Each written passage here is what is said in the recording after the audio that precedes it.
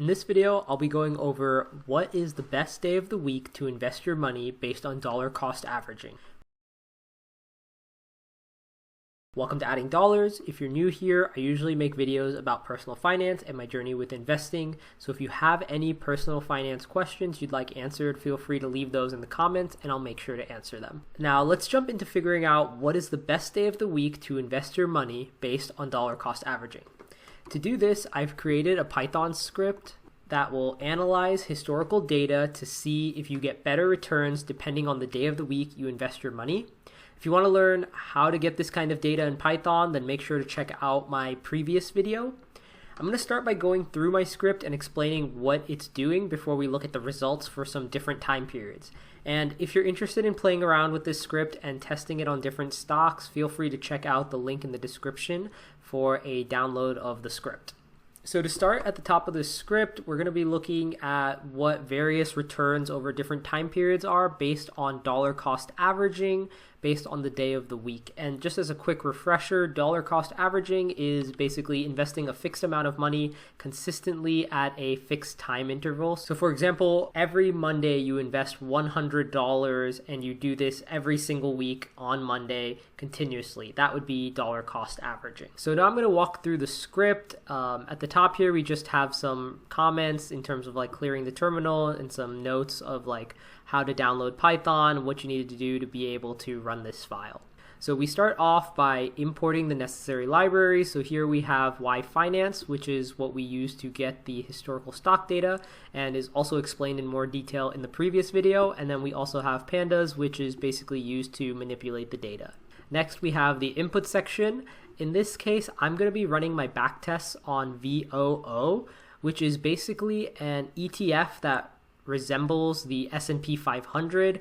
If you download the script and run this yourself, you can change what stock you're backtesting on to see if you get different results. Next, we have how much we're investing. So in this scenario, we're going to be investing $100 each day of the week and then looking at the results. And then I've also have the start date and end date, and we'll go through a couple of different scenarios. In this case, we have it set to January 1st of this year to the most current day, July 6th. Then we start by pulling the historical data. So this is the yfinance function.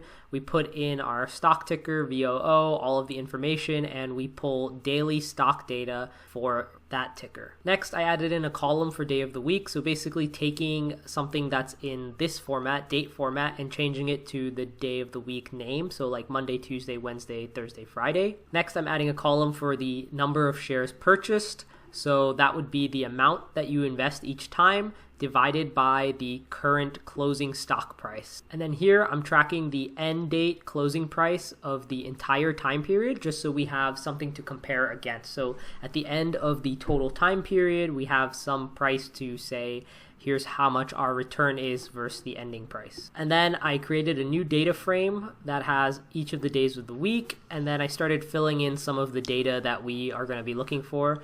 So this first column was basically to count the number of times each day of the week occurs. So how many available trading Mondays are there during that time period? Same thing for Tuesday, Wednesday, Thursday, Friday. Next, I added a column for the total number of shares purchased. So if you invest $100 each week on the same day of the week, you get a certain number of shares, and that could be a fractional amount of shares. So basically, I'm summing up the total number of shares that would have been purchased if you did this for that whole time period. Next, we have a column for the total amount invested. This is basically the number of days you would have invested times the amount that you would be investing each time. So for example, if there are 20 Mondays in the time period that you're looking at and you invest $100, that would be investing $2,000. Next, we have adding a column for the average price of purchase. So that would be the total amount invested, which we calculated previously, divided by the total number of shares purchased. And the reason we need this is because if you're dollar cost averaging,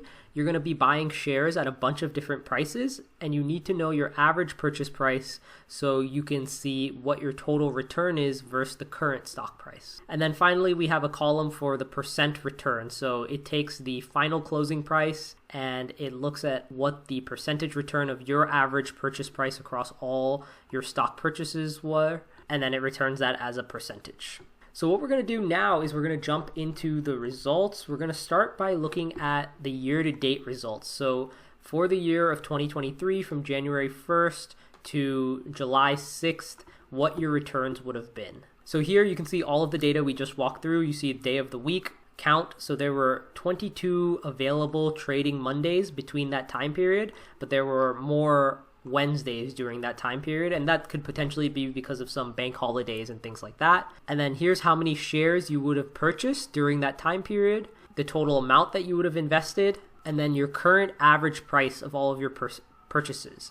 And just as a reminder, this first row is basically if you invested $100 every single Monday during the time period that we had selected, which was year to date, your total return would be 8%. And as you can see here, there really isn't that big of a difference depending on what day of the week you invested your money. So there's probably less than a 1% difference here. So it doesn't really make that big of a difference based on what day of the week you choose to invest your money. And now just to kind of confirm and see if this trend holds on longer time periods, what we're going to do is we're going to go ahead and change this date. So we're going to look at a 1-year period.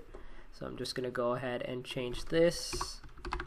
And if we run the same thing on that, we can see here again, if you had invested $100 on only Mondays every single week for a full year, your return would have been 10.74%. But again, it's not that different if you would have done it on a different day of the week. And just to confirm this trend, we're going to go even further back. We're going to look at 5 years and then 20 years. If you look at 5 years, again, all of the percentages are pretty similar. So it really doesn't matter what day of the week you invest. If you're dollar cost averaging, the overall return seems to be pretty similar.